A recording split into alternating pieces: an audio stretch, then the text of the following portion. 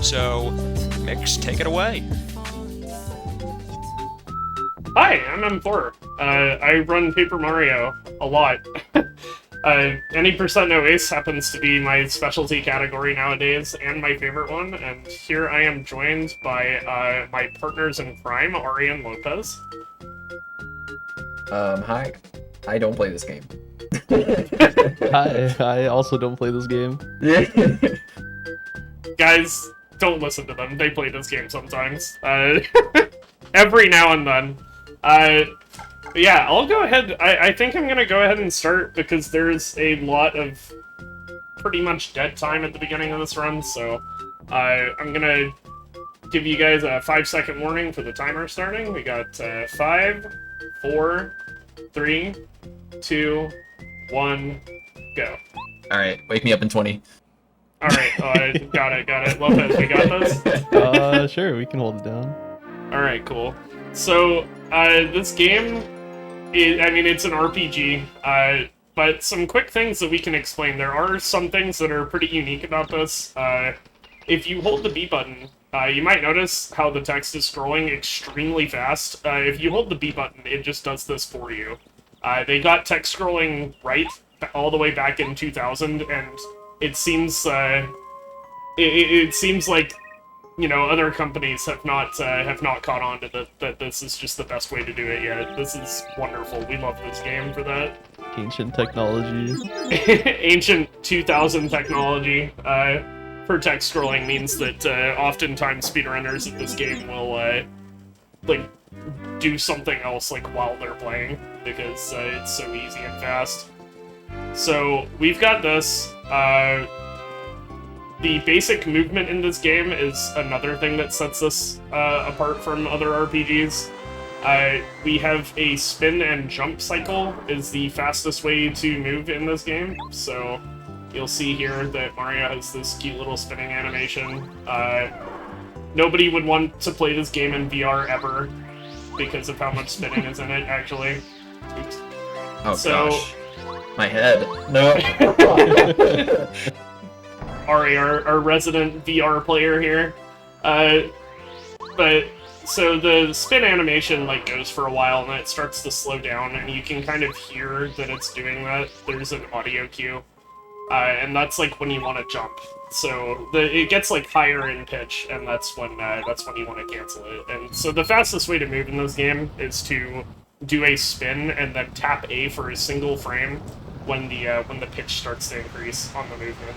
So, anyway, that was about all the explaining we're gonna have until Junior Skip, I think. So if the host has any messages they'd like to read, we've got some time. Certainly. So, you are watching Fast Pace for Pride, a speedrunning marathon benefiting GATE. GATE's mission is working toward justice and equality for trans, gender diverse, and intersex communities, aiming for a world that ensures those communities can enjoy their human rights and achieve the highest level of health and well-being possible. We did recently meet our incentive for the Pack Pro Showcase, which I'm excited about because I'll be running that. But also, we opened up a new incentive. So that is going to be for Final Fantasy XIV, I believe. Yes, and that is going to be to add the infamous Praetorium to that run. So it's going to be Final Fantasy IV 2.0 dungeons. If we reach $500 toward that incentive, then we will unlock the Praetorium, which I'm sure everybody is going to be excited about. So be sure to put your donations toward that. You do have to kind of like select the target, so make sure you do that. But yeah, we're very excited about all this money that has been raised for GATE. Excellent, excellent. So, you managed to get us through the Bowser fight at the beginning of the game. Thank you. That helps a lot. So this basically starts. It's another Peach Gets Kidnapped game. there's a lot of good characterization in it, but that is the baseline of the plot, is that Bowser gets the Star Rod, and then he launches their castles into space, and then he beats up Mario. And yeah, so Mario's not doing too hot after this, and the Star Spirits save his life after this catastrophic re-entry that he has to go through right here. But the plot pretty much takes off from there. Yeah. So I guess I should mention that we have that bit more incentive for Luigi at the end of the game. For anybody who's looking forward to either taking him to the party or ditching him. That's gonna be fun. That'll close in like an hour and a half. Maybe a little longer than that, but anyway, yeah. Yeah, and as a Final Fantasy XIV player, adding Praetorium sounds like a great idea, so you should definitely donate towards that too. One other thing to mention, we were talking about the movement a bit earlier, and that's what I feel like kind of separates this game from a lot of other role-playing games of the time. The movement is really fun. And not only that, but like the skill ceiling is so high on getting perfect lines of movement through every room. So it keeps the game interesting, and it, you know, compared to other similar games, it really makes this game faster, and it's overall a great thing. And it would be a shame if its sequel didn't have it. Yeah, it sure would. I guess since you're mentioning the point about movement and the skill ceiling with the lines, I guess I should maybe mention I'm playing with a broken controller right now. I've been like tinkering with it for like the last 2 weeks or so, but there's an angle that I'm going to try really, really hard to avoid. It's like just up of right where my controller thinks I'm like it'll like invert it on the vertical axis, and that's something you can fix, but the information on like these old controllers, since I played with the Hori Pack Mini, is very limited on the internet. So I've had to like learn everything myself. I stopped messing with it a few days ago because I was like, I don't want to still be adjusting like when I do this marathon. So if I do something that looks really weird, it's probably because I'm trying to avoid the angle that is gonna send me in the wrong direction. This is also being played on a original Nintendo 64 console.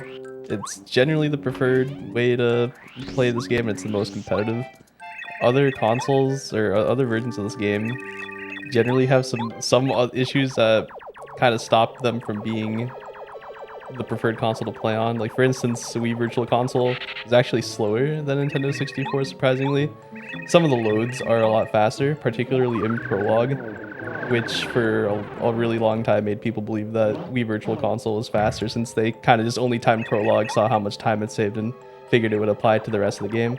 But there are other places that are extremely laggy on Wii Virtual Console, more so than N64, and that kind of draws it back. And Wii U has some weird input and drop issues. It kind of randomly drops your input at times, and it makes people not want to play on that as much. So N64 generally just has the best feeling experience. Hey, you forgot one. Oh, did I? No, you did. The NSO version is frustrating with the audio delay. There's like an audio delay of like 1 second, and most capture cards are going to exacerbate that in a way that makes it like really hard to play the game. Anyway, loading zone storage.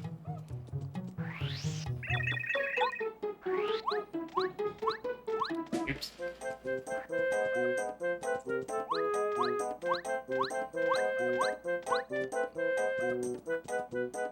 May take me a minute to get this. Hopefully not.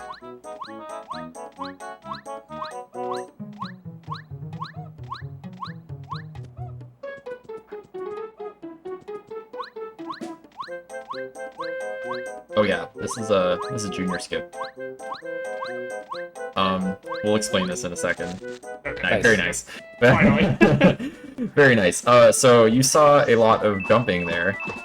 So every time Mario enters one of those little squares at the edge of the room, which we call a loading zone, Mario is taken to the next room. However, by doing frame-perfect jumps, you can delay Mario taking that loading zone. And if you also frame-perfectly flick the stick, so that every time Mario touches the ground, you're neutral, and every time you actually jump, you're moving in the direction that you need to go, then Mario will move across the room, holding that loading zone, and as you saw there, M4 did interact with the bush where you normally find the hammer, and immediately took the loading zone because it had been stored. It's what we call loading zone storage. That skips a fight with Junior Troopa. That loses like a minute, something. Yeah, about a minute. Yeah, I think it's like a minute 5 or something, but that trick does have implications for the XP routing that we'll have to make up a little bit of it later. It's no big deal. Still definitely faster. Much faster. Yeah, it is way faster because it's basically another cutscene battle, like how the one with Bowser was at the start of the game. Yep. It's really hard to get loading zone storage down. So many frame perfect inputs. Yeah, it's pretty difficult. Generally, beginners don't really learn loading zone storage early on. It's just that it's so difficult, and the only real way to get better at it is just keep grinding it out over and over and over again. Oh yeah. So there's our first partner, Goombario, who will be a great help to us until he is replaced by our next partner. Oh, don't worry, he comes back. Oh, that's true. That's true. This is the safe route. This is a special version of the route. Generally, any percent no ace is notorious for its RNG dependent ending. You're very underleveled, so you need a lot of good RNG at the end to fight Final Bowser and take him down.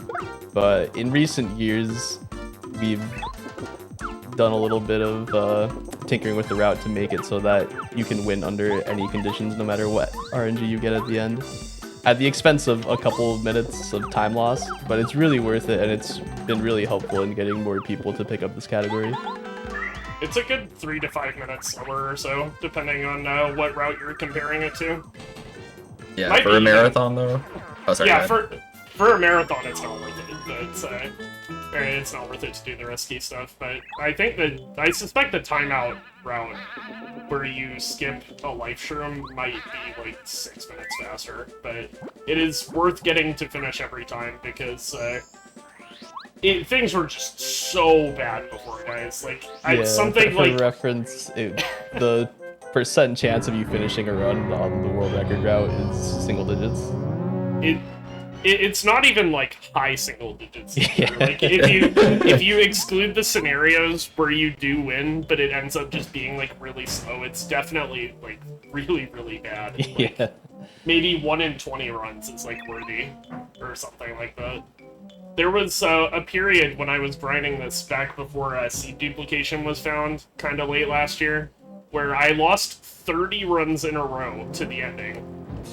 Through no fault of my own, just bad RNG at the end. And when I did finally PB, it was by like 2.5 minutes because of that.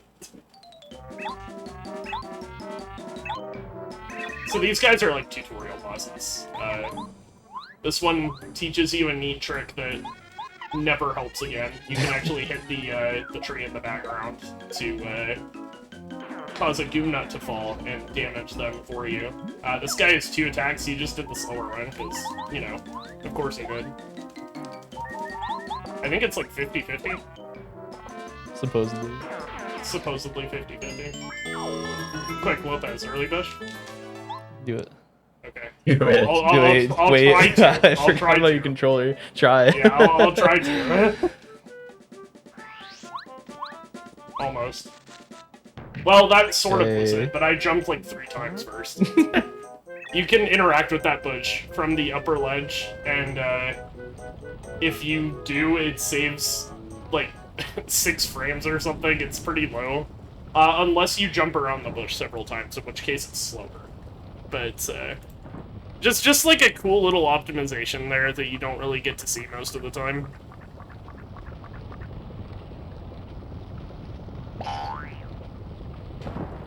Yeah, like I already mentioned before, there's a lot of the optimization of this game is about your movement, the lines you take, and how you space your jumps, knowing when you can interact with stuff, and it's just really neat to see it executed at such a high level. Yeah, one important thing to note about that is that you've probably seen some small ledges that Mario has like spun directly into and then like immediately spun again, it looks like. But yeah, those small ledges will cancel the spin, so you can immediately spin again. So sometimes the fastest way from point A to point B might not always be a straight line if there's some ledge or something that you can get a spin cancel off on or something like that. Makes it interesting. You'll Oh, it also see this done definitely again later in the run, typically when you have speedy spin, but you can also cancel your spin off of walls if you angle your spin into a wall at a fairly precise angle. You'll stop your spin and you can immediately press the spin input again to start another one without having to jump and lose time while you're in the air. Yeah, those are really clean. They look so good, but it's usually still slower to do them unless you do them like really well. So like well executed spin cancels are like a treat to watch and to do.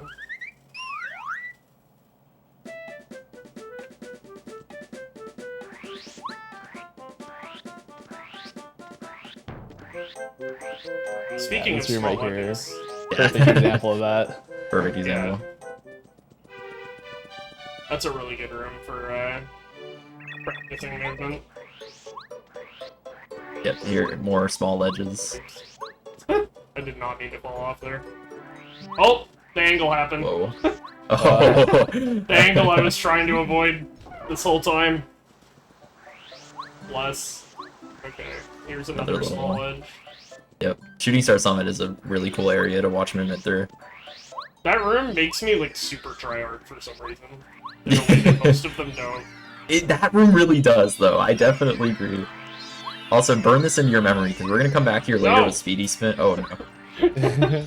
And you'll get to see how our movement has evolved since the beginning of the run. Oh my gosh. No, Oh, stop! oh, this controller. The need of This a is- desperate comeback. This is why I've been taking it apart for like 2 weeks. Oh, I didn't... That was kind of painful. There's honestly a point where it stops being annoying and it starts becoming funny, but that's also when you stop doing DD attempts for a while. Yeah. That's kind of where I am right now. Definitely. So yeah, as you can see, the that one angle that my controller has that just doesn't work is necessary in a lot of places. So, oops. Anyway, Oops. we're almost done with prologue. This is like the last major cutscene here. Where Peach is lamenting being stuck up here and not being able to help Mario and being worried about him, and she finds help from a surprise friend who will help her later. And also right now. But definitely later.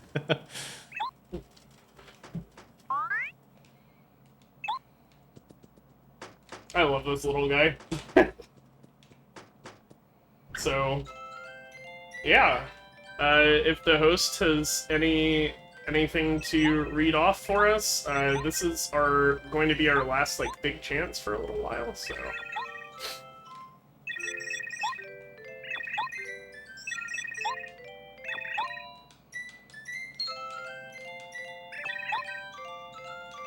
Yeah, well, trans rates.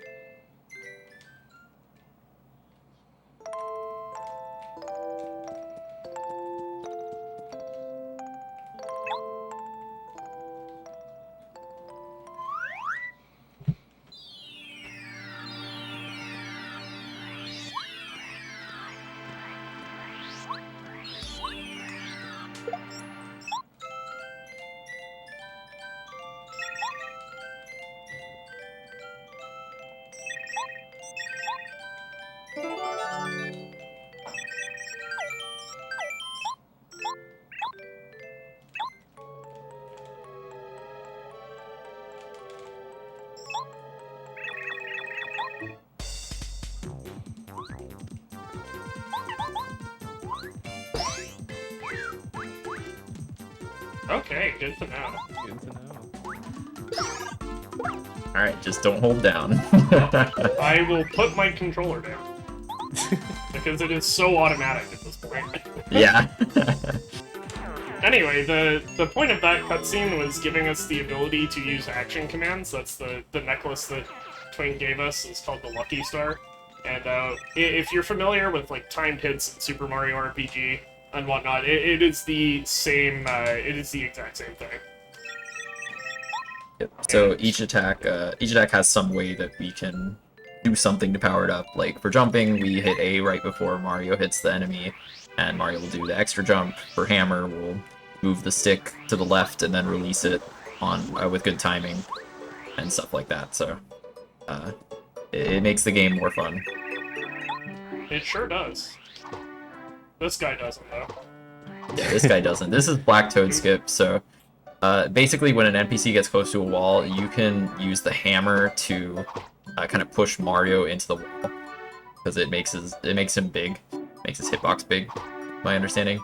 Yeah. So then once we're out of bounds, you can fall to the right, and Mario flies upwards after falling out of bounds. So it looks like he's falling, and then you'll see him fly back up. Falling at that specific spot will land you in the corner of the post office there. And then you can do some precise jumping to kind of fall around the Toad house and land on the loading zone that's being blocked by the Black Toads, and that is why it's called Black Toad Skip. But yeah, this guy is totally RNG, running back and forth here. Nothing we can do. Nothing we can do. The trick out of bounds is also angle dependent. Yes. Yeah, you're doing like a roll from up, right, down, right. There we So, go. And the timing is really tricky to get down at first for this trick, especially. yeah, that's definitely one of the harder ones. But once you kind of get the feel for it, it's not too bad. Jeez. Learning it is bad, though. Yeah, it's definitely rough. It's definitely rough. Woo!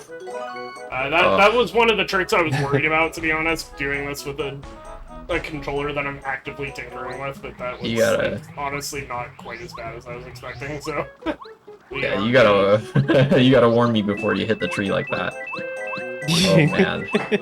Oh, wait, what? Why? I love that movement. Oh yeah. It's so cool.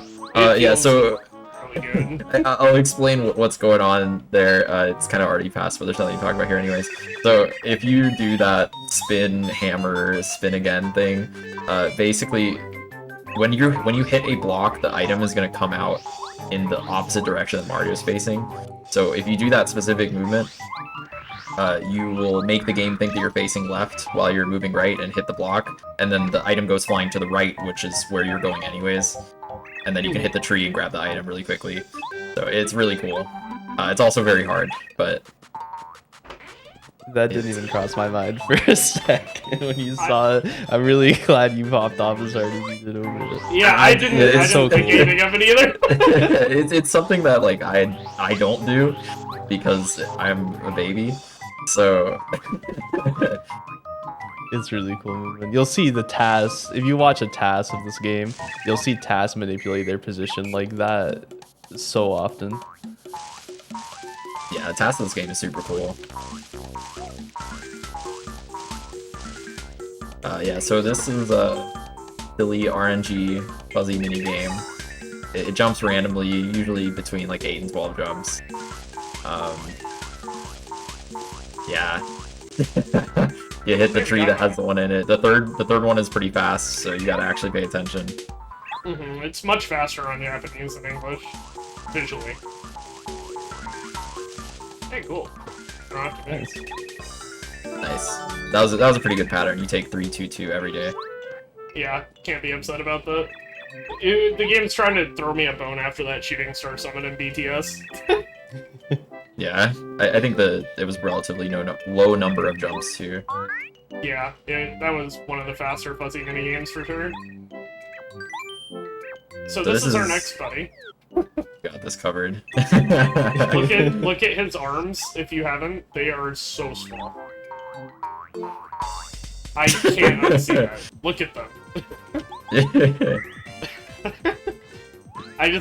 From the moment I noticed that, I don't even remember. It's been like a year. I just have not been able to see how tiny Cooper's arms are. But his ability is letting you grab items from a distance or hit things with a distance by jumping on them and shooting a shell out. And we're gonna do that like immediately to grab this badge up here. This is HP plus. So this game has a badge system where basically you have badge points, and each badge that you pick up costs a number of badge points, and you can equip them and unequip them whenever you like, and they each give you some additional effects. This one will increase our HP by 5, and we'll be using that to manipulate our HP towards the end of the game, because some bosses we want to have a certain amount of HP, and others we don't. So it'll be a helpful badge for that. Yeah, most notably, Bowser. Yeah. He's got a flexible formula that makes him heal depending on RNG and what your HP value is out of max relative to his. So HP plus allows us to manipulate him into not healing later. What is this guy doing? I don't know if I've ever seen. Wow. Yeah, I don't think I've ever seen him do that before. He's usually a menace to society. Yeah, that guy is usually waiting around the corner of the bridge to nail you in the head. He just flew away and then flew back in a way where he never saw me. I don't think I've ever seen that happen before. Yeah, it's alright. He's holding it in so he can get you on the way back. Yeah, oh, definitely, definitely. Little does he know the way back is, like, way easier. Yeah, so this is Koopa Bros Fortress. This is one of the few required fights, because these guys will drop a key that we need for the door. Yep. The game also subtly implying that we need to fight them by putting a locked door with no key anywhere. Yeah. One dude.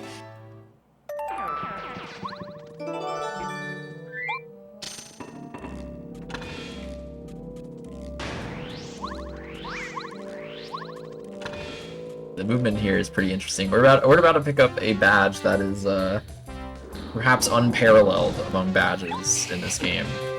The badge of all time. And we're gonna use it once. Wow, I guess we are. Yep. This route is weird. Yeah. In riskier routes, they basically all rely on this badge, and this badge alone. And every other category. Yeah. Yeah, just risky routes in general, and then also every other category. Nice. I was expecting that to not work because of my angles, but I'm glad it did. Oh yeah, that was staircase skip. There's at the top of that staircase, there's a little gap between it and the floor where you can squeeze Mario through to fall into the room below, and you land perfectly on the seam, and then you do some more, you jump off the seam out of bounds and do some more out of bounds stick manipulation, and you end up at the very top. It skips, a couple of pretty annoying fights there in the dungeon of Chapter 1. Yeah, it skips 3 fights. And in the context of this category, it skips those fights, because any category that beats Chapter 1 has to go back and do them anyway for the key. But we're not gonna do that. Spoiler alert, I guess. We're here for one thing and one thing only. Our pink Bob-omb, who is our third buddy. So one funny thing you may have noticed in that staircase skip situation was, those of you who have played this and maybe know the map layout, may have noticed that we entered that room through the top door, but when we entered the room, it put us in through the bottom door, and then also that door remained open. Yep. That's because the game does not expect you to enter from that top door, and the first time you enter, you were programmed to have that cutscene where Mario appears at the bottom, so... And the door doesn't shut because you didn't open it.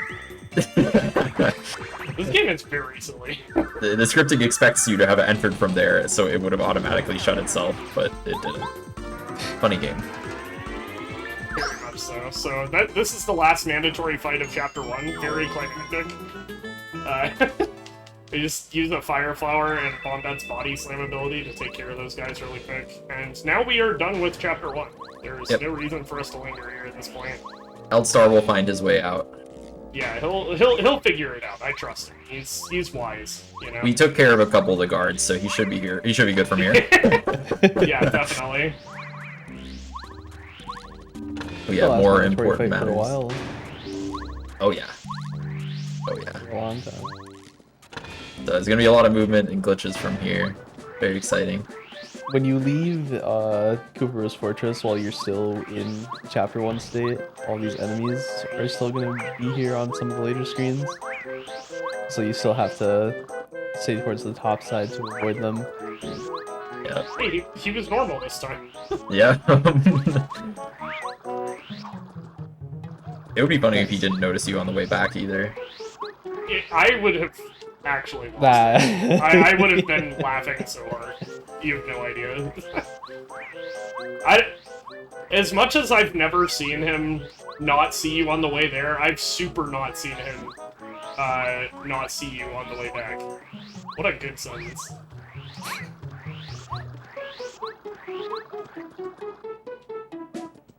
Alright, so we're gonna have another loading zone storage trick here called log skip. I wasn't sure if I had the loading zone or not. Yeah, Yep. yeah, those are the logs we're trying to skip. Yeah, there is another version of this trick, but it is a little slower. Not by much though, most people do the other version. This loading zone storage here is Nice. exceedingly difficult. One of the because- hardest in the game.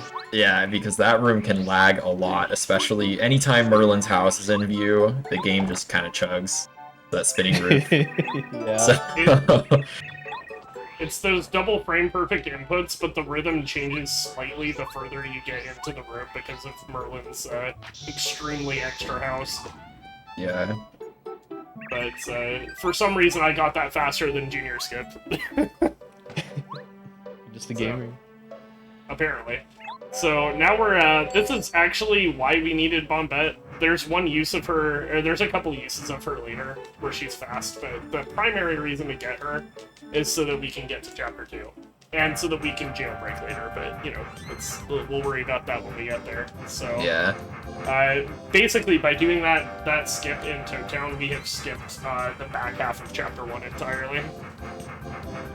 Yep. And we are now heading to Chapter 2. As it currently stands, I believe it is impossible to beat the game without Bombette. So, Yeah, it's possible that something will be found. I don't think it's out of the question, but for right now, I honestly, I think nothing's out of the question as long as we have Lackluster.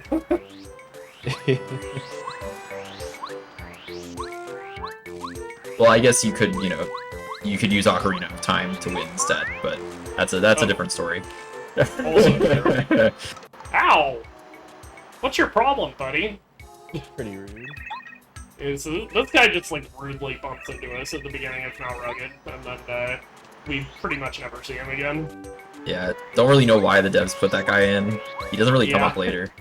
He does look kind of familiar though. Have we seen him before?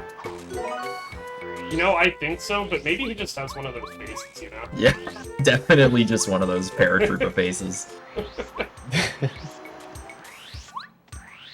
So you may have seen us hit that that thing. Yeah, that's Wacka. He's really delicious, so we take his bumps. He is very tasty. Legitimately, that's one of the most powerful healing items in the game. So It's we so will be, early, too. yeah, we'll be getting one for later. Probably two. Did we get two? We Get three. Okay, so yeah. Wow, that was terrible on the coins. Safe for a moment. This might take a sec. Yeah, this is early seed. This is also an angle-dependent trick. Basically, Mario is kind of wedging into the spot between the rocks here, and then you'll see a spin, and then Oh, unfortunate. Oh, that's close. frustrating. Yeah, doing a spin might- there. Sorry, go ahead. I might need a couple backup points depending on how rude the game is. Okay, we're good. Yeah, it looks like you're good. You'll do a spin there, and Mario will kind of pop out on the other side of the rocks, and you gotta switch angles pretty quickly so that Mario lands inside the rock on the left, and then you can get over to the seed without any help. I'm doing the old method because it's really hard for me to do the tap down on the stick. Yeah, it's another situation where we'll see the controller situation having an impact. Yeah, you're looking for a really, really small angle of like around 5 to 7 units, sometimes even smaller depending on how you set the trig up. So the reason I was doing those hammers is that if you do a hammer cancel and then jump out of it, it moves you by a tiny amount, and that isn't the optimal way or the fastest way to do the trick, but I was having trouble getting Mario to move any other way, so that's like a nice and easy thing you can do if it's giving you some difficulty. That used to be the only way to do the trick, and it was immensely frustrating. I haven't seen that version in a long, long time. Yeah, same. Yeah, so it's a fair amount slower, but it's guaranteed movement, whereas like if you try to do the other methods, you might not move the same amount like every time. Yeah. More consistent, I guess. Almost forgot the coins. Alright, we are good. We're gonna get out of here now. Yeah, so you may be wondering why we were collecting a bunch of coins. You don't need the heart block or anything, right? I just thought it. I got you. Yeah, I'm a little unfamiliar with this route. That's okay. Understandable. It's very different. Yeah. You may be noticing we're collecting a bunch of coins. We are about to use them. And it will make sense. 50 It will. to be exact. Okay, so there is a badge that increases our movement capabilities dramatically. To the point where it saves... It saves so much time. You'll see when we collect it, maybe. We'll see if Ralph is feeling nice today.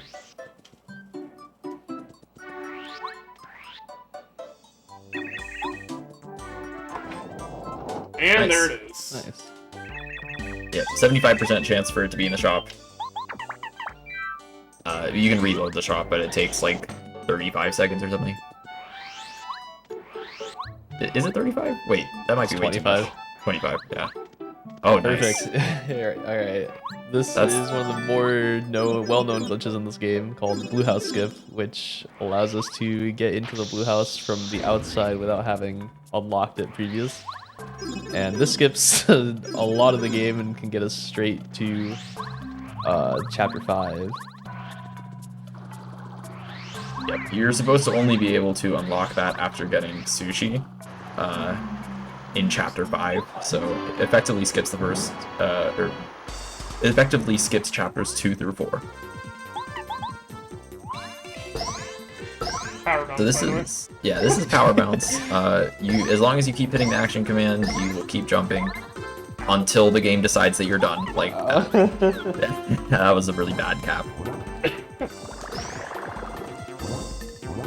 Yeah, so to not be too busted, this game will randomly stop you from performing the action command on most enemies. And in this case, Blooper can stop you at a minimum of 8 caps. He has 30 HP. I might get 8 capped and take another turn.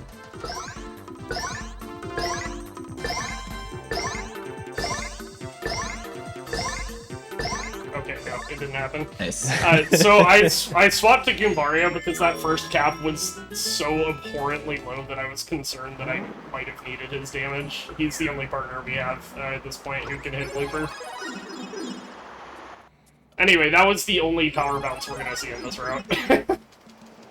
Probably. We do have a couple of minutes here before seed duplication where the host can take over if they have any messages for us. I certainly do have some messages because I'm a good host and I muted during my last read. So, a while back we got $40 from Glitchheadgy saying trans rights, less than 3. We got $23.65 from Anonymous. And more recently, we got $5 from Judo saying, gotta get that 3400. And sure enough, we're now at $3401.98. And yes, nice. trans rights. Trans rights.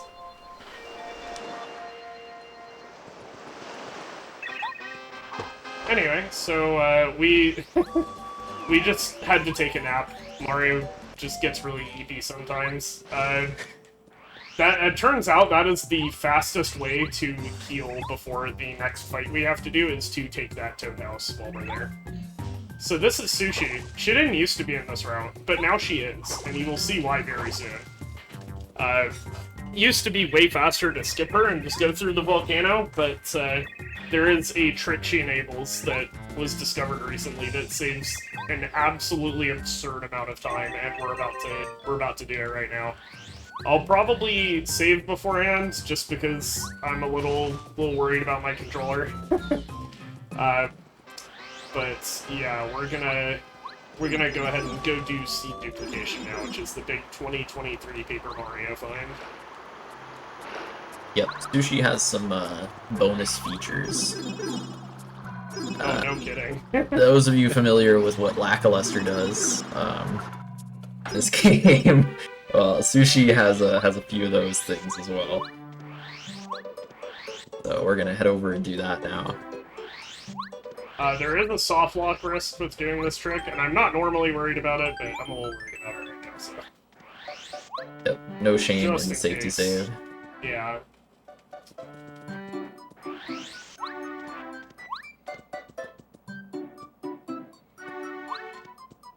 So by getting a precise position there, geez, and then changing Mario's internal angle by doing that spin and hammer while holding down left.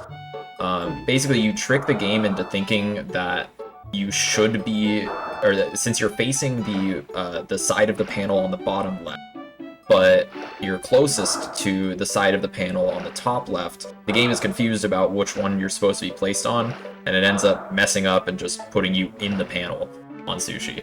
So now you can swim on land. And this... very bonus right here. Yeah. This actually doesn't really do much by itself. It just turns out that by some miraculous circumstances, we can turn this into something useful, which you'll see in a minute. As soon as we get through the forest, there are a few screens here. Yep. Should I do the gate thing? Probably not. Not with your controller out. Yeah, I'm a little scared.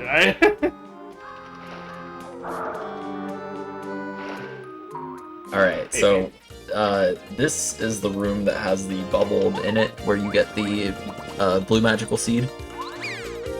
We're going to encounter this forest fuzzy and then encounter it again.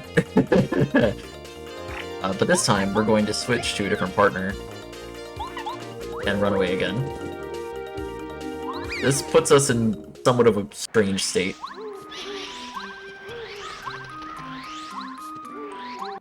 By pausing, unpausing, and then hitting A, while you're unpausing, you can start a conversation with this bubble while still being able to move. What this means is that we can get that magical seed, and then walk out on the conversation, come back, and then the game doesn't set a flag that you finish the conversation until the last text box is cleared. So the game doesn't think we've talked to this bubble, then will give us another magical seed. So, in that way, we have gotten a second one. Sorry, you were saying? I forgot. I'm sorry. Okay. So, what's really great about this is that the game needs you to plant 4 magical seeds to spawn chapter 6, but they don't have to all be unique. It just wants 3 unique seeds. And duplicating that 3rd seed from Forever Forest means that we still have 3 unique seeds, which is all the game is checking for. The 4th seed that you plant can be whatever. And by doing all this nonsense with Sushi and breaking the game, we are now able to head into Chapter 6. Yep. So Previously. Oh, sorry, go ahead. before this, we had to go all the way through the volcano. We no longer have to do that because of Sushi's newly discovered bonus features.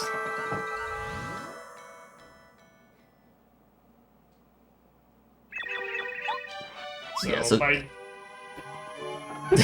so by doing this, we've effectively skipped Chapter 5 as well.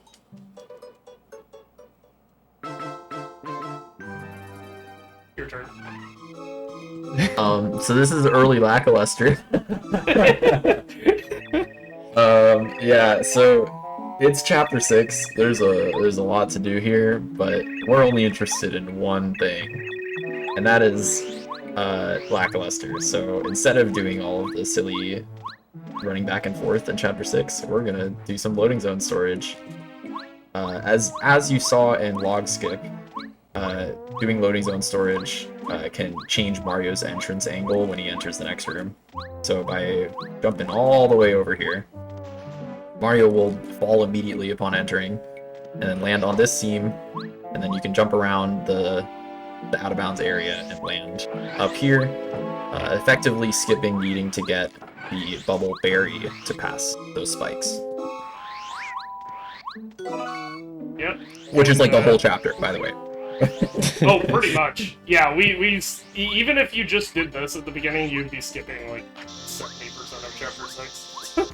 Yeah. As a side effect, though, we don't have any of the other key items that you're supposed to be collecting on the way, so if you do this, you cannot complete chapter 6 normally. So we'll have to come up with something. I'm sure Lackluster will be able to help us out with that one. Yeah. It's always got something up his sleeve. Yeah, something in that cloud. Oh wow, did you see that? That was I That didn't was like that one. I think if you do that on purpose it can be fast, but I was not expecting to fall off there.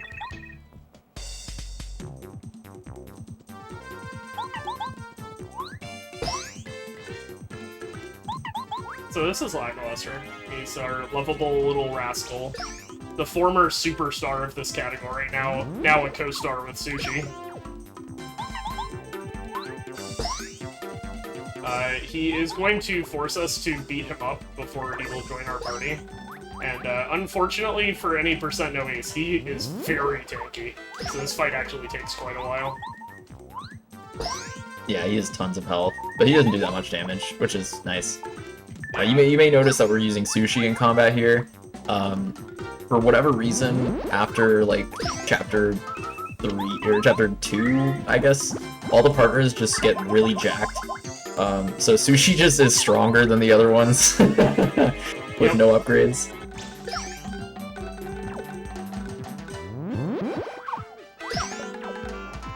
I have to hit all these blocks or I die, by the way. That's why I'm being quiet. We are not interested in dying here. Not today.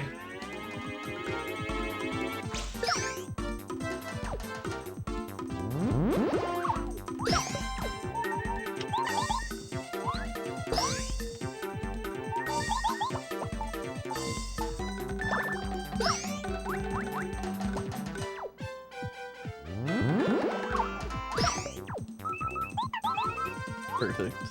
Alright, good fight. Very nice. Probably Every the block in this smoothest part game- of the whole run so far. Yeah. So every block in this game, it has a 3-frame window. This game runs at 30 FPS. So these blocks are important. It's just another action command.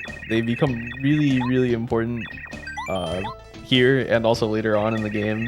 We use them to block some attacks, and we can also choose to not block some attacks depending on what it benefits us to put us into a desirable range of health.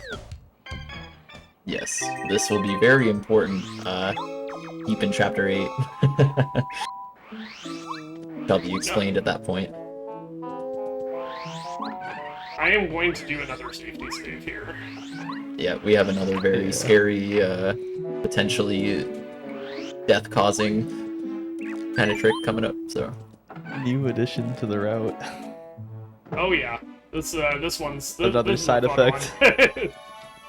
A side effect of doing seed duplication is that we need to get the Ultra Boots, which are locked behind the Ultra Hammer, which we do not have. Yeah. So remember Blue House Skip? Yeah, me too. No, I'm just kidding, I'm not doing that. Yeah, Lackluster is a partner. He sure is.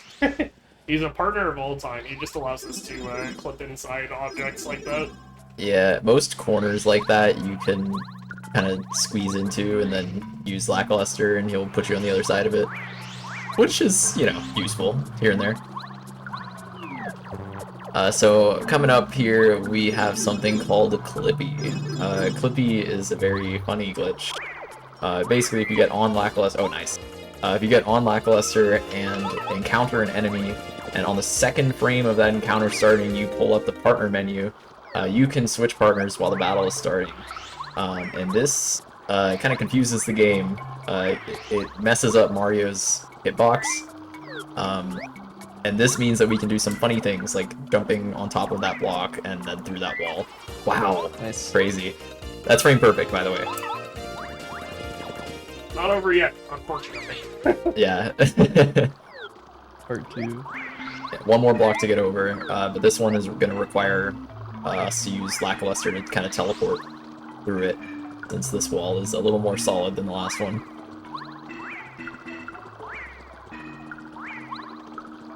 Oh, wow! I thought that was gonna work. I was so sure. Okay, Yeah, you gotta try it again. that's fine. My angles might be weird, but my C right button isn't, thankfully. Yeah, this is really hard. This is Yeah. the #1 reset point in every category now. Thanks, seed duplication. It's seeped its way into every other category, shaving multiple minutes off of everything. Yep. As you can tell, we all love this trick and what it's done for this game.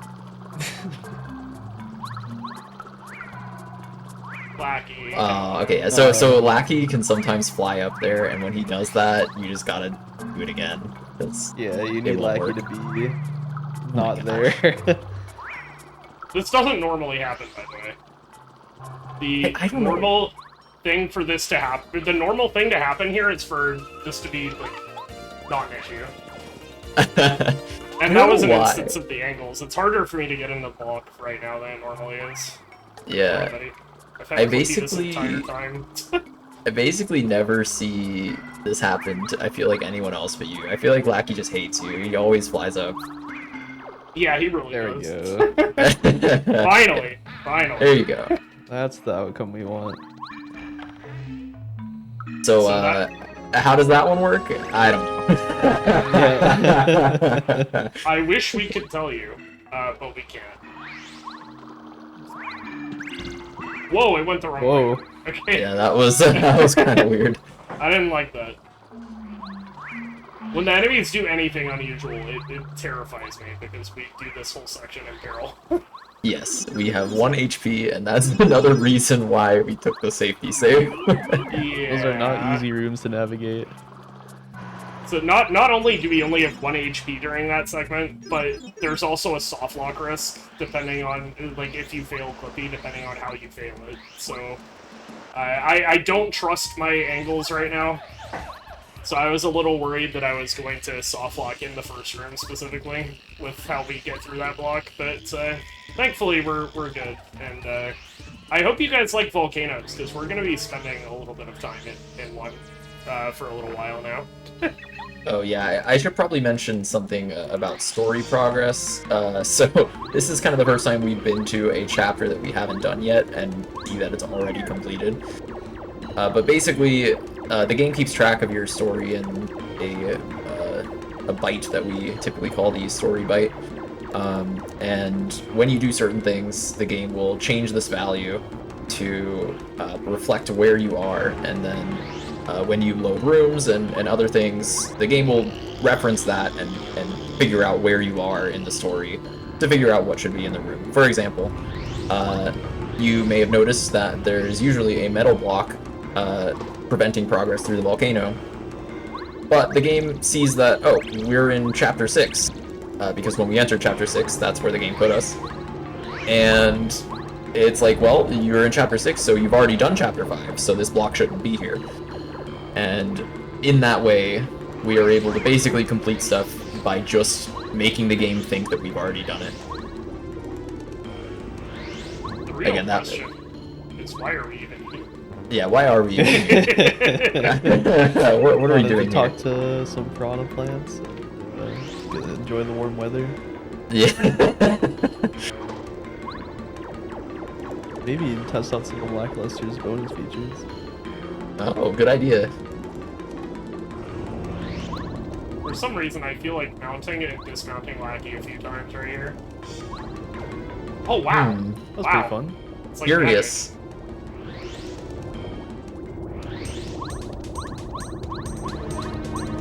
Now, what could we be doing here? magic. Oh my gosh. Ta-da! Hey. We've cleared Chapter 6!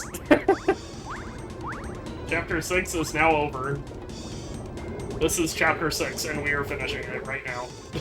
Yeah, pay attention to this cutscene because it will be on the exam later. Don't worry, there will also be a refresher, Yeah. just in case.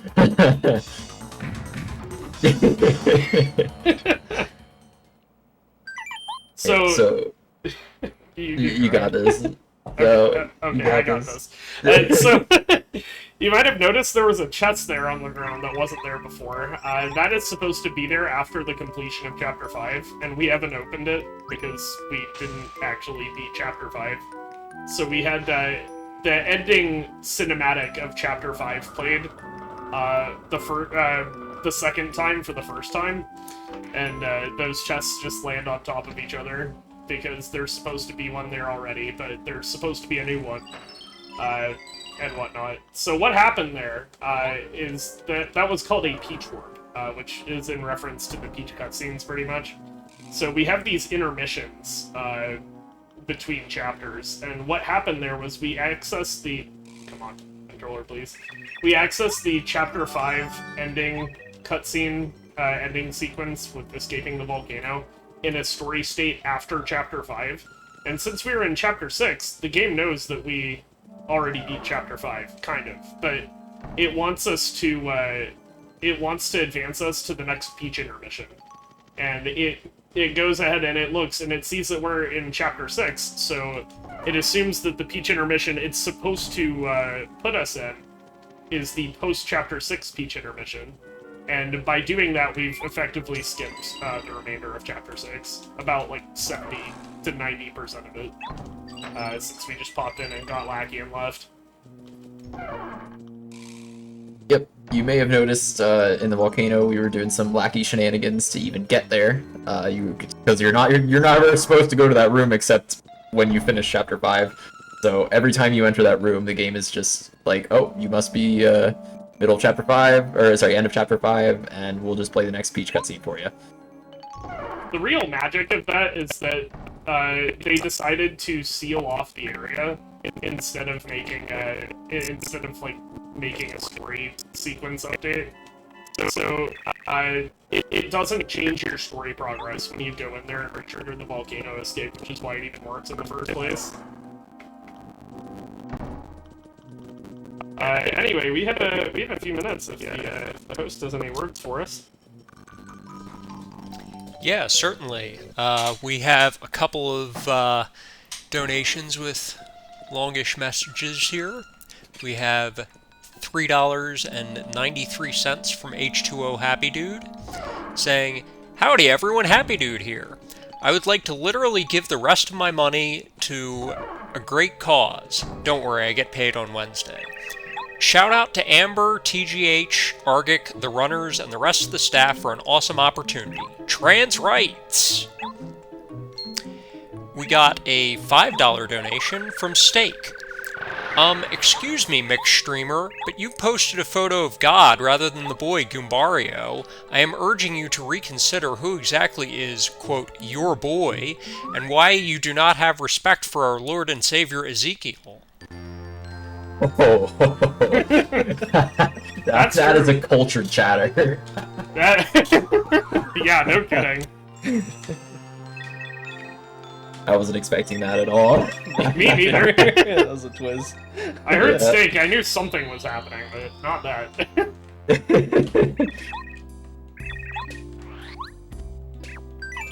Anyway, we're you know that peach warp thing we just did? We're gonna do it again. You don't want to see me do it again. Yeah. So now the game thinks we're in a Chapter 7 state, so we're going to repeat that sequence to make the game place us in the beginning of Chapter 8, which is the last chapter. So we're just gonna go ahead and get down here and get back to the volcano this way. This saves doing this and wacky clipping into the blue house earlier saves like 4 seconds or so.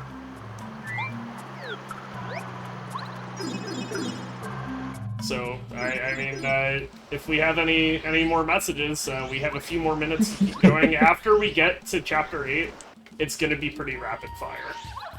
Yeah, Chapter 8 is super loaded. Mm. So, I'll just let you know that we have a couple big doors open. One of them is for spin rhythm, the color customization, and trans rights and Rainbow Pride also have gotten a bunch of support, and also a little bit of support for Pan Pride. So we got all the different prides, have their advocates. So don't have too much time left if you want to get your preferred colors represented there. And we also opened a character bid war for Cheeky's Chase. You can be Cheeky the Bird, Rooney the cat, not sure about that one, Pickles the Frog, or Skips the Rabbit. So, if you want to decide the character for Cheeky's Chase, you can put your donation toward that, and either way, you can put your donation additionally toward Final Fantasy XIV Praetorian.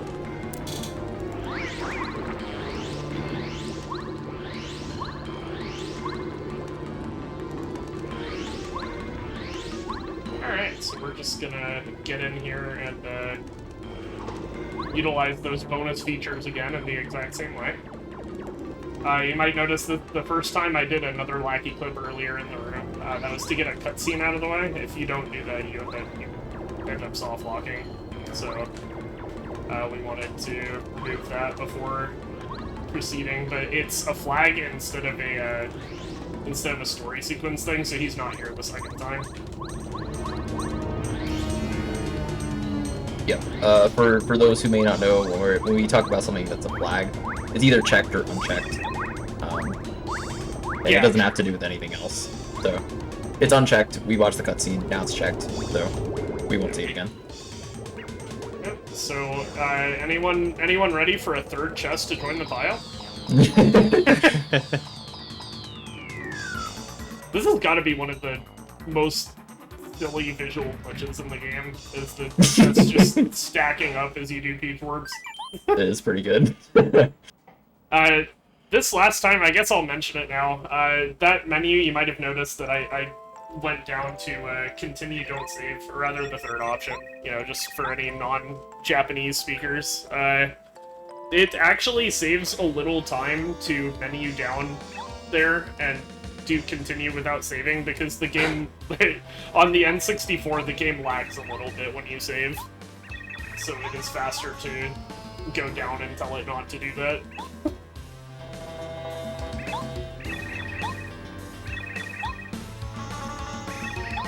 So this is our last cutscene heading into Chapter 8. I will warn anybody right now who's photosensitive that there will be flashing lights a couple times. I'll give another warning when I enter the rooms where it happens. The upgrade blocks cause the screen to white out for a second, so we'll be taking 2 of them in just a couple minutes here.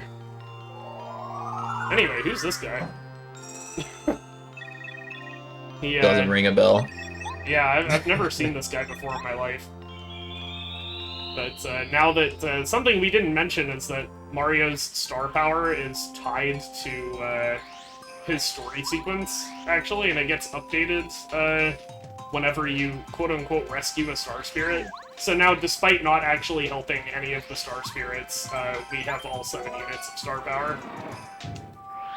Because we each worked into this chapter. And this next room is the one with the first flashing lights one, so I would recommend... Okay, it'll be another 12 seconds or so. I'd recommend looking away. We'll let you know. Sensitive. Yeah. Also, any Goombario haters should probably look away too.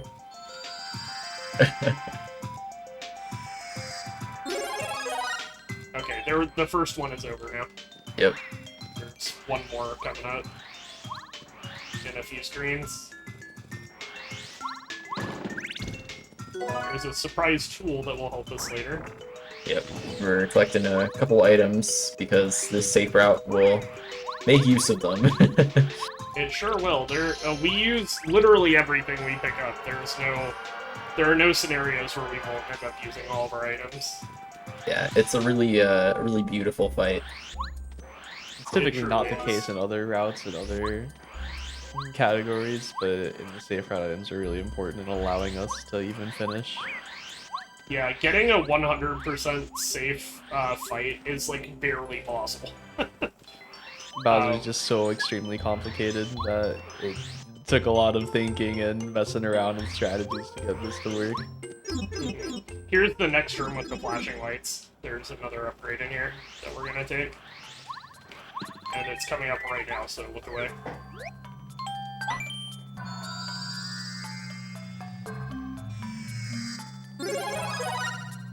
Alright, it's over. Any photosensitive folks do not have to worry anymore. You can watch the rest of the run now. Oops.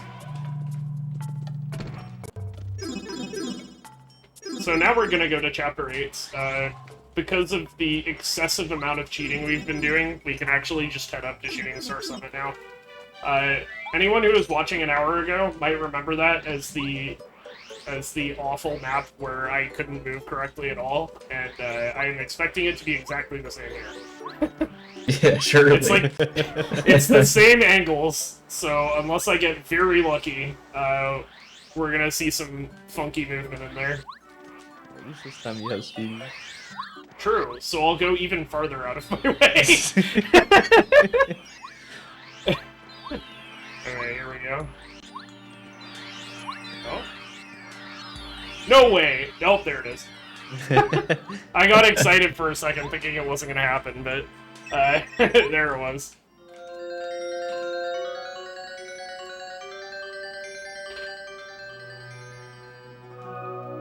So now that the Star Spirits are all quote-unquote saved, rather they saved themselves, we're going to go to Starhaven to secure our transport to Bowser's Castle in the sky. This room also utilizes that angle. Oh, there it was. Oh, okay. This room's really difficult to navigate without getting an encounter. Yeah, this room was maybe like the last room that was solved in a meaningful way in this game, enemy-wise, because for a long time, even like world records often had encounters in there. It was like a somewhat normal occurrence. But it turns out that you can manipulate those guys to carry themselves out of bounds and out of your way. But you have to be very particular in how you approach them for that to happen. Yeah, thankfully the movement for that is consistent. Mm-hmm. It's consistent, and yet everyone seems to do it a little differently among the top runners. Yeah. I don't think any two people do exactly the same movement through that room. But as long as you get the broad strokes the same, it'll work, no matter what you do.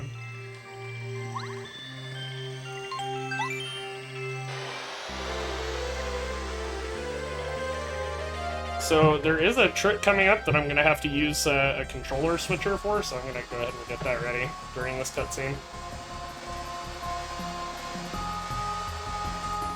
And you may ask, M4, if your controller's broken, why didn't you play the entire run of the other controller? And to that, I honestly, if I were to do this again, I probably would do the whole run. Just based on how some of these things have gone. It hasn't been too bad, but I'm not used to using the three-prong controller at all. And I think it would have made a lot of things significantly easier. Yeah, this next trick that's gonna come up in a couple minutes is incredibly precise. Even more precise than something like early seed where you need a really small value on your controller. You need to be able to hit certain values in a really short amount of time in order to get through a wall in a little bit here. And so using the OEM controller, it helps with that, getting those precise angles more consistently. Yeah, I use a Hori Pad Mini, and as much as I love this controller, the OEM has an easier time hitting like small precise values. I feel like I have more control over my angles on Hori in general, but they don't ever they fluctuate a little bit. You can hold the same angle on a Hori stick, and it will fluctuate between a few different values pretty reliably. They're all like so similar that generally it doesn't matter, but this trick coming up is so precise that it does in fact matter, to the point where I've gotten it, I think, one time ever on Hori, compared to being able to hit it regularly on an OEM, despite not really using that controller at all. So the time for that is coming up pretty soon, but first we're gonna go to jail. We've committed a lot of crimes against the people who don't like it when glitches are used in speedruns, so we're gonna do a few minutes of hard time down here to make up for it.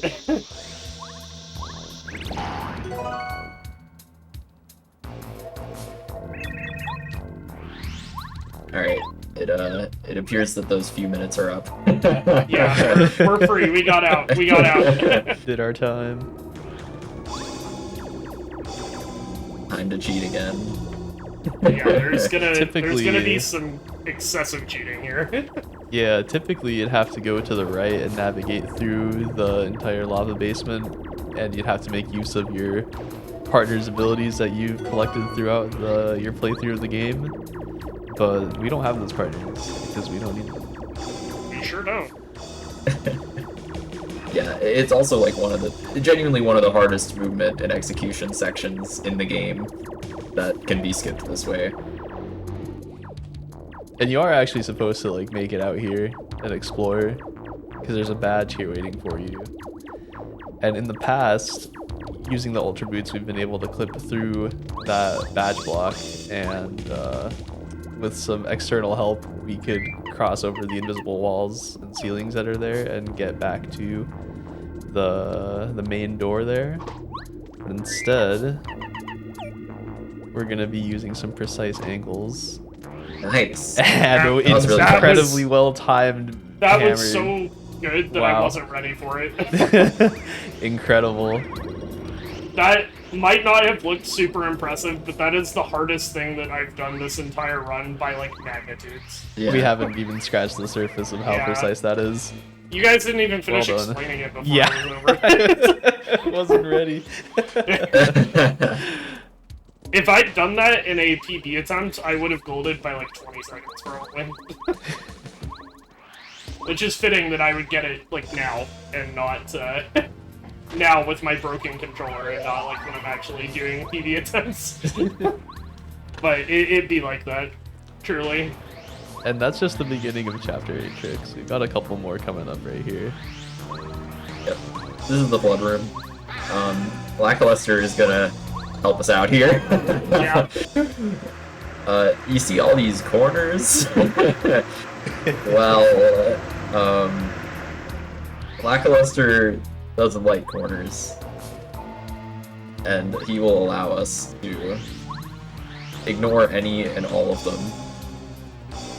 Now, we used to not have sushi in this run, so you like had to do this, but now you just do it because it's fast. Sushi is generally very slow moving. You skip all the chain cutscenes by doing it this way. Yep. So, yeah, you're not supposed to be able to fall back here. And then you can do a precise fall over here, and you land under the key. Nice. Yeah, that's a Cooper super jump. We haven't really talked about that, but Cooper sees his one and only use here. Basically, if you... Oh, that's weird. That is not normally. Yeah. If you fall out of bounds and then use Cooper, Mario will go flying upwards. This is because normally when you jump and land, the game will reset Mario's y-axis velocity, but when you fall out of bounds and land, you were like falling upwards, and it improperly sets that y-axis velocity, and that value is called upon when you use Cooper. So it gives us some unintended height, which allows us to hit that key. Pretty cool. So yeah, this is a safe route. We are horrifically underleveled, so we're gonna kill a couple enemies here. Those bullet bills are quick to kill because they don't have much health and will literally destroy themselves. Give us if a we lot of don't. experience. Oh, no. Experience did. Oh, backup like required. this. Yep. So you're supposed to land out of bounds, but we've accidentally landed inbounds. So this is cannon jumps. Oh dang. Yeah, you Well, saw the we got first one one. there. These are incredibly difficult, by the way. I blame my angles for not landing on the seam that time. But it is not a huge deal, just a little annoying. Yep.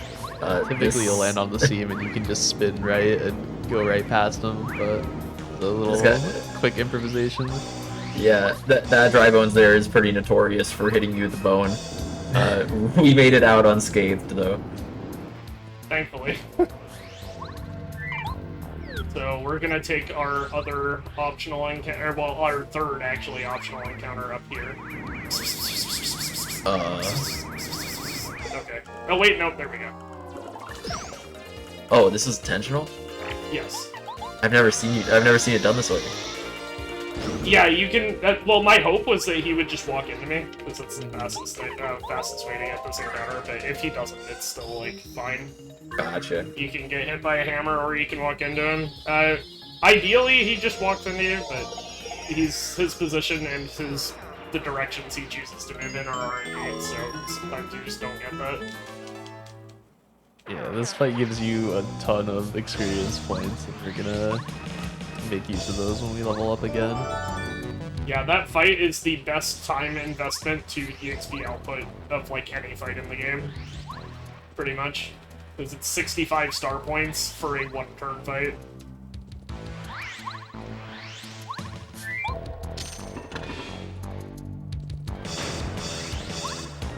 So, that was the bulk of Chapter 8. We got through it a little faster than I expected to, even with the hiccups. If the host has any messages, we have another 2 minutes or so before the final gauntlet of the game. Sure, so I have a few. First of all, currently in the lead for Cheeky's Chase is Ronnie the Cat. We had a few typos and stuff on that, but it is Ronnie the Cat. We have 3 donations here. We have $5 from Anonymous. We have $15 from Lilac Oligachi, saying, donating for Rooney the Ka. And we got $50 from Zando Toaster. So thank you all for your donations.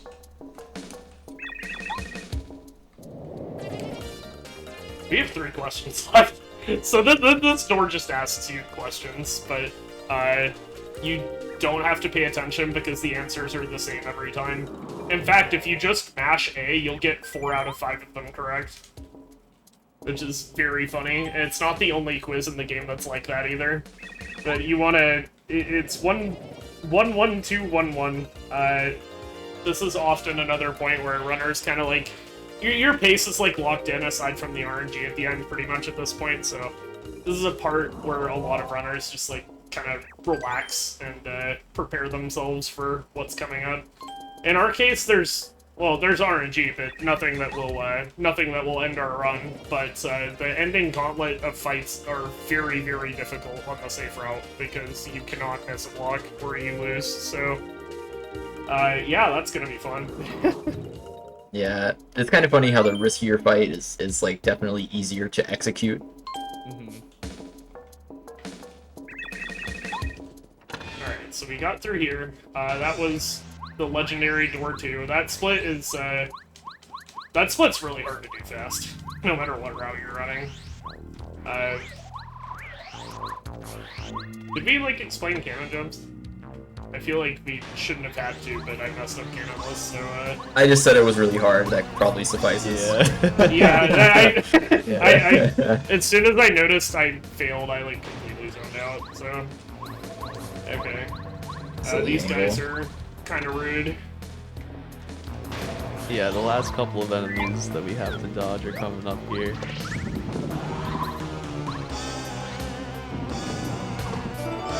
Yep, just a couple more rooms. Also, you can see there that I grabbed that key from really far away because the hammer extends Mario's hitbox a lot. Oh, please.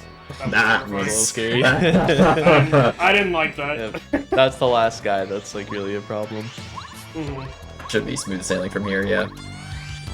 There are a couple more guys, but it's just a narrow hallway, and you can choose to not engage if you want. Yeah, this is the infamous Bowser's Castle maze. And yeah, it's always the same pattern, so you just memorize it. Yeah, this game is really nice about that, giving you the same pattern on everything from quizzes to rooms.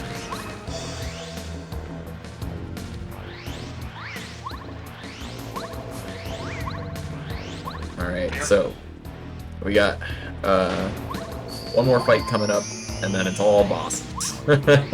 Yep. This is the beginning of the gauntlet. We have to fight Princess Peach. Just kidding, it's some enemies. These guys are able to transform into other characters, and they're like Bowser's last-ditch attempt to make Mario think, oh hey, you saved the princess, you can leave now. But And these guys are actually really tanky. They are. They have the most HP out of any normal enemy in the game. By a fair amount. Yeah, each of them has 15 for a total of 60 that we have to deal with. Unless they transform. In which case, if they transform into Bombette, they immediately are destroyed when you blow them up with Power Bomb. Yeah, But for the ones who stay, we have to do something else. Yeah, the ideal fight here is for all four of them to transform, and then we don't have to do a Star Storm or anything else. It Yeah, it like saves about 12 13, seconds. 12. So it's a lot of time. Alright, so now we'll be getting out new Mario, who we upgraded, I and don't putting have on... Mega Jump. Oh! Okay.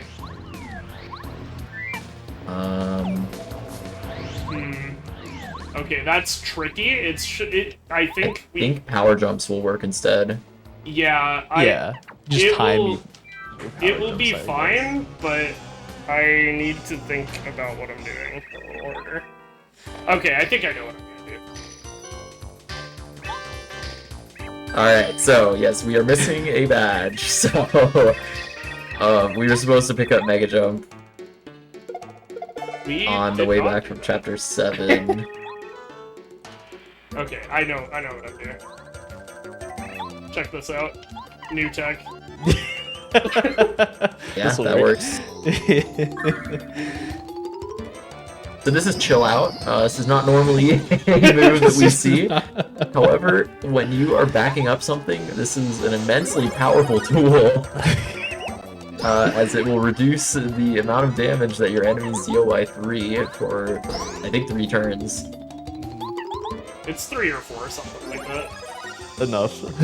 Yeah, we're just gonna use it to basically get extra charge with Goombario here. And get some damage in.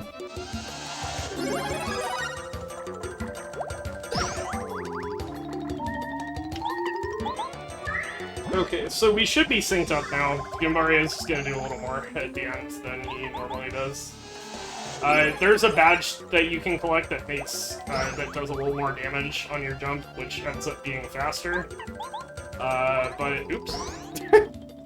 Thankfully, we didn't always use to use Mega Jump, so this fight's not really gonna be an issue as a result of that. Just a little sketch looking for the people who are familiar with the route. Be careful not to overdamage him. I did 3 power moves. Yeah, you dealt 18. I think you can't deal more than 21. Yeah. Yeah, so I mentioned overdamaging. This is one of those fights where he will just, like, kind of change forms once he hits a certain HP threshold. So we want to defeat him in 1 turn. Without bringing him into those other forms because they are serious problems. Yeah, if you play the rest of the game normally, you'll fight this guy multiple times throughout your playthrough, and he'll transform into, like, he can fly or grow a spike on his head so you can't jump on him. Okay, we're good. Nice. Nice, yeah. That's a good backup. Had to think about what I was doing there for a second.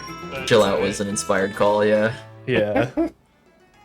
I was thinking about doing refresh, but that would not have done it. I think Chill Out gave me the exact number of extra turns I needed. Anyway, that was Goombario. He is going away now for any Goombario haters who may be in chat. We will not see him. He is extremely good for bursting down bosses, and he doesn't really do a whole lot of this. There are a couple of unique talents he has that make him good in other runs, but we're not going to need those. And I don't think I need to sleep at the end, but I'm going to anyway because I don't remember how the star power works out. Yeah, not to mention Goombario's ultra rank ability is literally broken. Mm-hmm. It does not function as intended. Yep. It actually doesn't work. I didn't have to go back and hit the heart block and do this. I just, like... It just occurred to me that Hallway Bowser might get a little sketch on the star power use if I don't heal it, so... I'm pretty sure you only use 6, but I could be wrong, so it's for the best. I think you're right, and I almost didn't do it, but I'm scared. I'm sorry. No dying on stream allowed. Okay, so here is another life stream. We didn't really talk about these. They're gonna... Wow. They are a surprise tool that will help us later. Yep. Those things. So, when Mario drops in battle, they revive him with 10 HP, or 5 if you only have max 5, so... they're very useful for just tanking Bowser.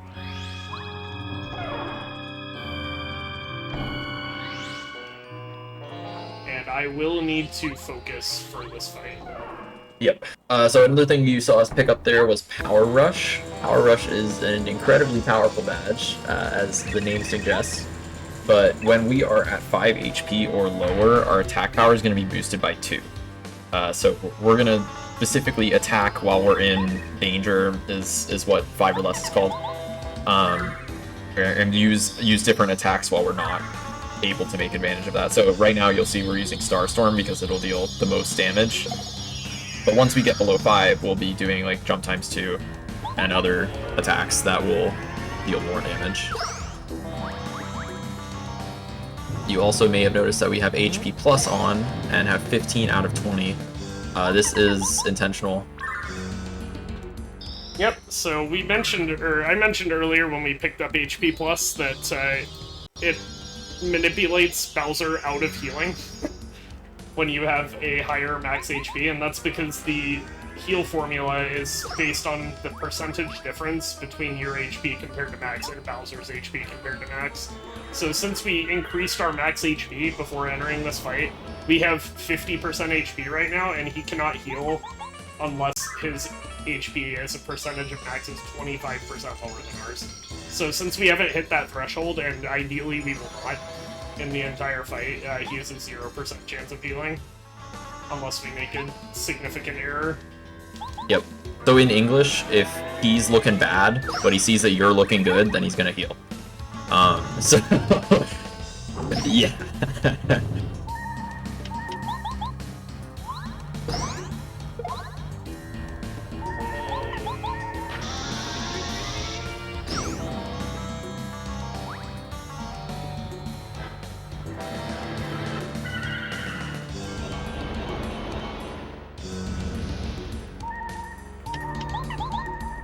Okay, so this is a normal mechanic. He gave us the earliest possible shield turn, which is kind of obnoxious.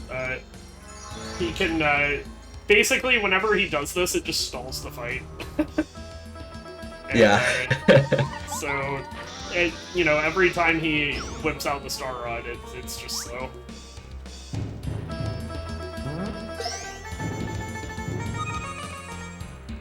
Yep, so dying is not real because we have life shrooms, Yep. as we mentioned earlier. It's a very overpowered item. Now, since he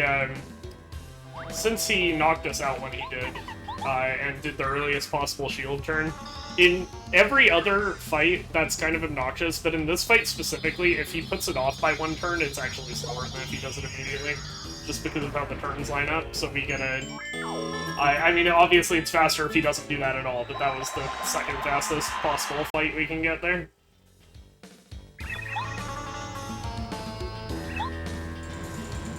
Yep, so everything basically going according to plan there.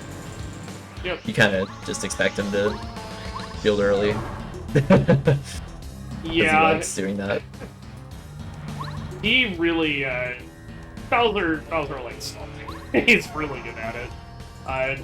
He can't actually, like, stop you from, you know, winning by doing that unless you're doing a risky fight, but still. We're gonna take another safety save here. I know that fight probably looked pretty easy, but if you miss a single action command, you lose. So we are taking care to be as safe as possible here. Yep, this is what it all comes down to.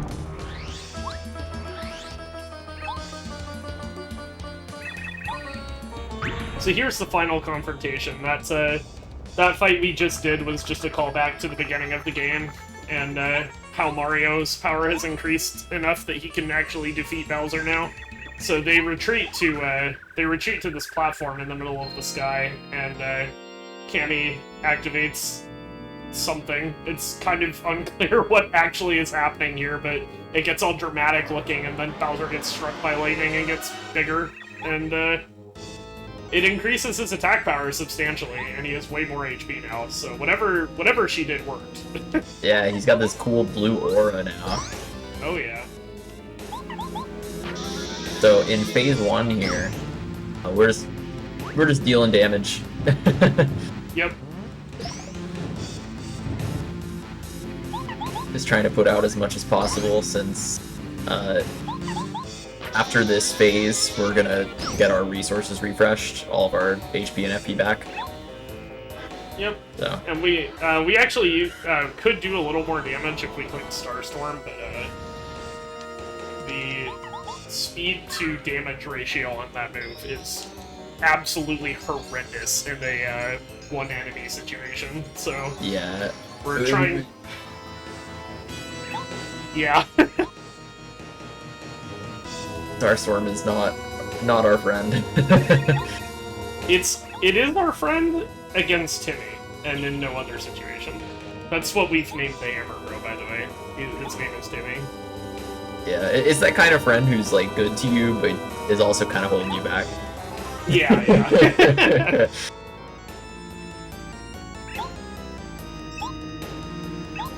So here is a cinematic fight, and this is probably the last chance we're going to have in the run for any read-offs by the host. So if you have anything, feel free to take the mic.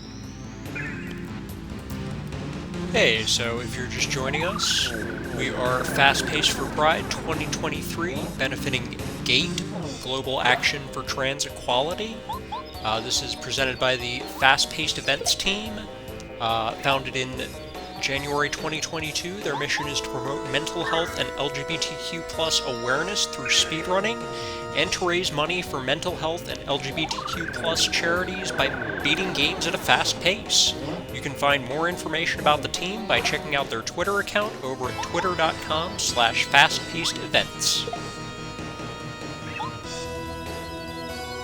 Alrighty, so this is just a cinematic fight. Twink fights Cammy with Peach's help.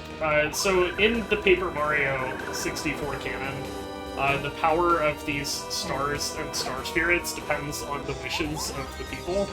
So Peach is just in the back wishing for Twink to be stronger, and he becomes stronger. I feel like they could have used this earlier, personally, but they realize that there's, Mario's getting cornered by Bowser, can't hurt him, and that they have no other choice but to try to help. Yeah, by the way, I think Cammy gets pretty embarrassed by this defeat because she hits the gym between here and the 1,000-year door. Oh yeah, she does.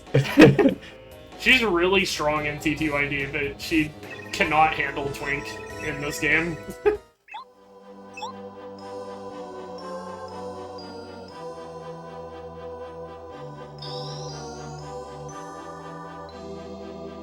So here, Twink and all the star spirits that we didn't save come to help us in this confrontation.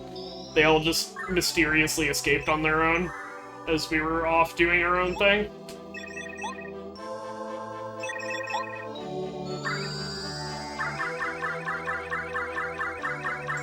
Fun fact, on Wii, this cutscene lags so much that Wii loses like 17 seconds on N64. Or something, in that one cutscene. Anyway, I'm gonna focus. This fight's terrifying on this route.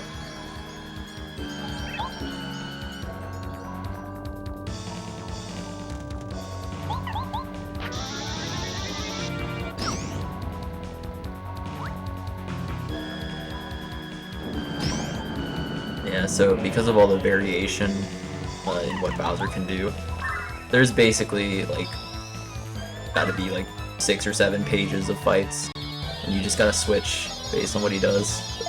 I think there are about 30 different fights that can happen here.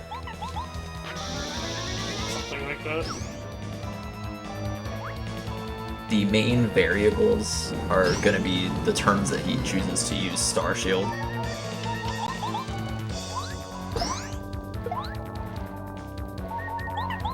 First turn of which is now. He could do it now. He's not likely to, thankfully. Yep. He's most likely to use Star Shield on the 4th turn. But he can use it on the 3rd turn, and every time he delays it, your fight gets a little faster. Yep.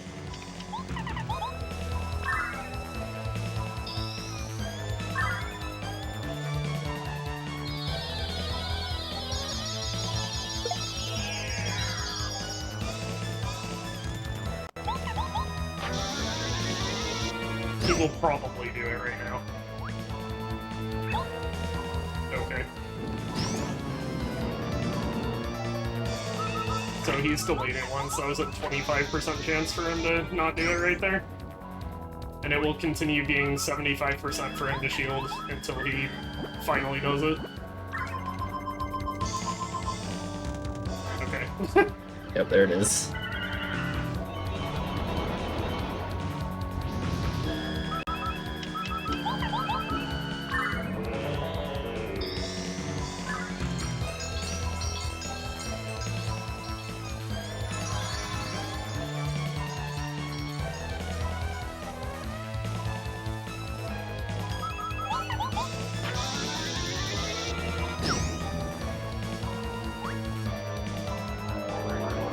Okay. Oh, lightning, rare attack.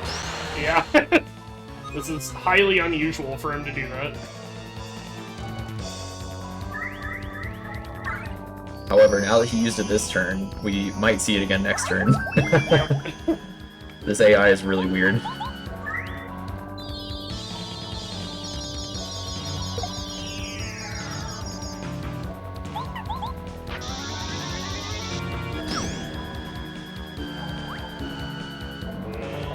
Yeah, there. Oh no, okay, it's wave, yeah. So that's actually the hardest attack in the game to block, because you need to block with your partner, and there's 3 frames for Mario and 3 frames for the partner, but the last frame of Mario's block and the first frame of the partner block overlap. This means that if you hit that frame, Mario's going to block and not the partner. So this makes it a 2-frame window, essentially, for the partner block. It is terrifying to see Yeah, that it wave is. pulled. It is absolutely the scariest attack. But that matters a lot in like safe routes or other routes where you're not charging up a bunch, because if Mario gets hit by that wave attack, then it'll cancel out any status effects that he has. And so typically you'll be using a repel gel and giving yourself the full 3-frame window to block for your partner, but in this strat it's especially difficult. Yeah. Another thing is to note is that in routes like that, you can kind of manipulate him into using it. Of course, it's never perfect, but he becomes more likely to use Wave by a significant amount if he sees that you're charging up, because he knows that it will remove it. He's smart like that. He sure is. We're coming up on the end here. That should be Not the end of time. Don't worry, we got plenty of time for that. But this is the last attack, so Bowser's down now. yeah, excellent There you go. execution. That was awesome. Perfect. I was scared when I saw Wave. Yeah. I was like, oh, please. Why couldn't you have just waited and done it when I was repelled? But we are good. So you might be wondering why time hasn't ended yet, and that's because the community has voted on every room until credits mattering, and there's about 5.5 minutes of cutscenes between now and the credits. So we're going to go ahead and just hold the B button for a while, and I do believe we are getting Luigi, correct? We are taking him to the party? Yep, we're getting Luigi.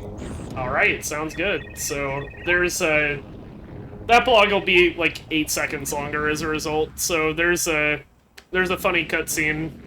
Well, there's a funny skip. The community can't seem to agree on whether it's a glitch or not. But if you hold down when you're exiting the pipe in Epilogue from Mario's house, it actually skips Luigi coming with you. And you skip a small cutscene with him in the next room, and it's just a little faster on exiting the room too, so it saves a fair amount of time. All you have to do is hold down on the control sticks. The community consensus is to allow it even in glitchless, even though it's really impossible to know if they intended for us to be able to do that or not. So, very, very silly thing right there at the end. It's kind of classic as an incentive or a bid war whenever this game gets into some kind of marathon. Anyway, this game has changed very dramatically this year. I'm glad I was able to come here and show it off for you guys today. Controller malfunctions or no, I think I would say this went pretty well, aside from like BTS. Yeah, no, I think it went great. Overall. Yeah, me too. Overall, really solid. A lot of the things I expected to be awful were like really fast. And the only thing that I expected to be fast that was bad was that skip at the end of Prologue, so I'm pretty happy with this.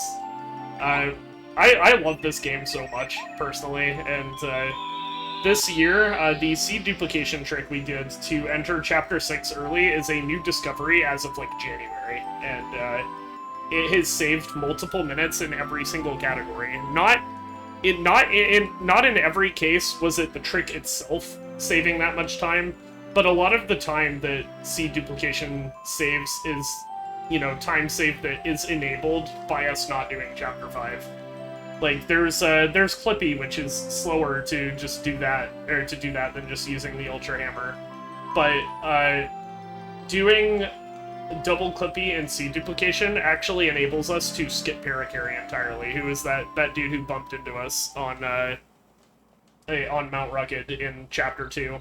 So until seed duplication was found in January, he was actually mandatory because there were a lot of uses of him in the volcano that you couldn't skip.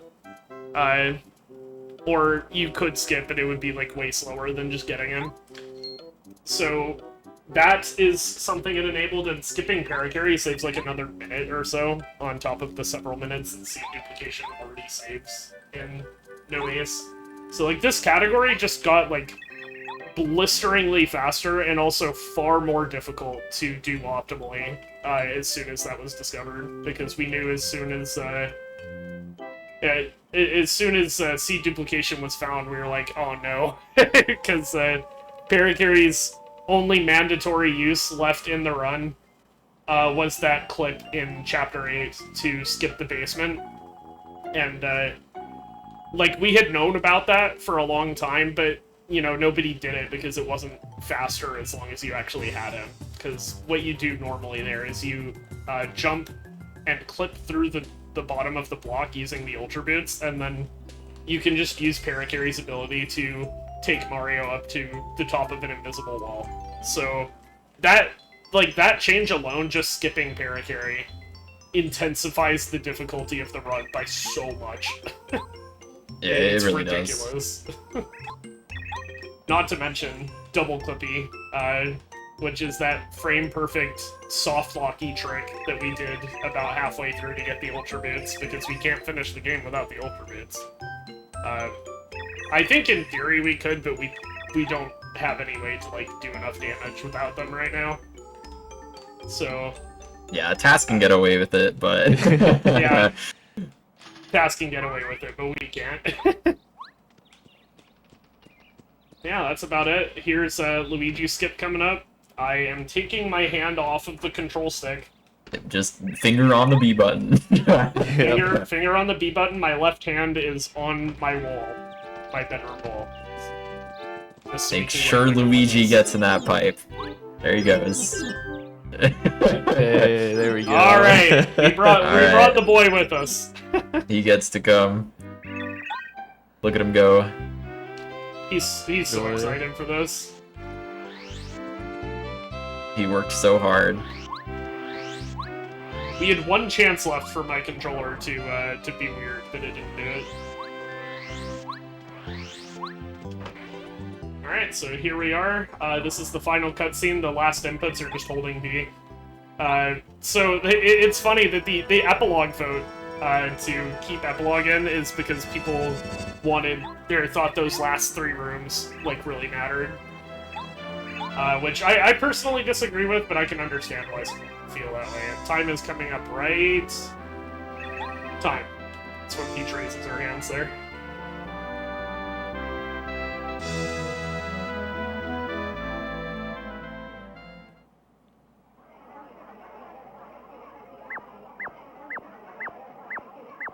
Alright, so that was Paper Mario for the Nintendo 64. I hope you guys enjoyed this run with me. I personally had a lot of fun. I wish my controller situation was a bit better, but I will be continuing to take it apart and tinker with it. I hope it was at least funny when we went flying in random directions during movement. Yeah, by the way, final time 1:47:03. Wow, so congratulations, it's a good time. That's actually pretty good. Yeah. And everything considering, of course, because this route is very slow compared to, you know, the runs that we do PB attempts on. Yeah, thank you so much. Shoutouts to the fast-paced events team for having me. Shoutouts to Ari and Lopez for agreeing to come on comms with me, and shoutouts to the Paper Mario community as well for blowing this game wide open so many times and inspiring me to continue. So, yeah, thank you guys so much. Yeah, I guess I have a couple things to say. If anyone saw this and was like, oh, that was so cool, I want to do this, come on down to the speedrunning Discord. We have lots and lots of good resources that I personally crafted. True. To help you learn how to speedrun this game. So, a lot of nice, friendly people there to help out. Feel free to come on down. That's all from me. Yeah, I'll just echo what Ari said. It's very, very accessible now to learn the speedrun with all the good resources that we've developed in recent years. So yeah, if you are interested in it, please join the speedrun Discord. And we're very friendly. We love helping new runners learn all these cool new tricks. So yeah, feel free to give it a try. Thank you guys for watching this. Yeah, GG, I want to read off one last donation here because I think this is very important and we need to hear it. So we got $20 from Ori Sky saying, Dearest Paper Mario, I humbly apologize for the misguided and completely baseless claims to be at you fast. After minutes of reflection, I've come to realize that you're an amazing casual game, and I'm truly sorry for my attitude of the last 2 hours. I appreciate all the times that you've been there. Thank you for that donation, and we are now at $3,500.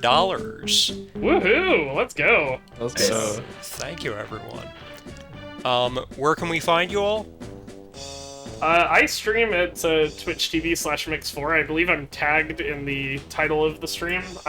Right now I'm not doing runs super often. I'll probably do some randomizer later today, like tonight, but I'm mostly just tinkering with my controller right now, so I'm on a bit of a hiatus at the moment.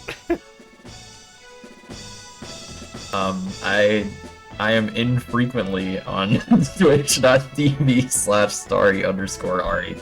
So you can find me there if you so desire. I don't stream at twitch.tv/realblopez. Sometimes I play this game, sometimes I play Mario 64. Alright, thank you all. We'll be back shortly here.